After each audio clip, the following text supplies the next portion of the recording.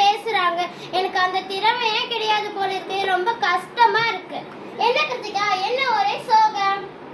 அடடா, என்ன மாதிரி இருக்கிறிய? நீ யாரு?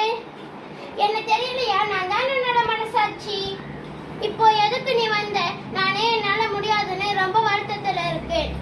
நீ ஏன் இப்படி நினைக்கணும்? ஒவ்வொருவருக்கும் ஒரு தனித்திறமை இருக்கும். அதுவும் இன்று இளைஞர்கிட்ட ஏராளமான தனித்திறமைகள் கொட்டி கிடக்கு. உன்கிட்ட எந்த திறமை நல்லா இருக்குன்னு கண்டுபிடிச்சு முன்னேற பாரு. அப்படியா சொல்லுற? ஆமா ஆமா, மீன் கிட்ட மரம் ஏற சொன்னா ஏற முடியாது. ஆனா நீங்க சொன்னா அது ஜெயிக்க முடியுமா? ஆனா எதிலாவது தோத்து போயிட்டா ரொம்ப பயமா இருக்கே.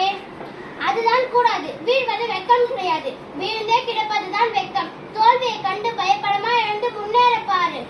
நீ சொல்றது சரிதான். இனிமே எதுக்கும் பயப்பட மாட்டேன். புதுசா ஏதாவது கத்துக்கிட்டே இருப்பேன். புத்தகங்கள் படிப்பேன், உடற்பயிற்சி செய்வேன், நேரத்தை வீணாக்க மாட்டேன். அப்படி சொல்லு. மொபைல் போனையும் குறைவா பயன்படுத்து. ஏஐ என்று சொல்லக்கூடிய செயற்கை நுண்ணறிவியை நல்லா படிச்சு புரிஞ்சுக்கோ. ஆமா ஆமா, இப்பதான் எனக்கு புரியுது. இன்று நான் மாணவி, நாளை விஞ்ஞானி, நாளைய ஆசிரியர், மருத்துவர், இவ்வளவு ஏன் விண்கலத்துக்கே கூட போகலாம். சரியா சொன்ன கிருத்திகா. நான் மாறினால் என் குடும்பம் மாறும். என் குடும்பம் மாறினால் என்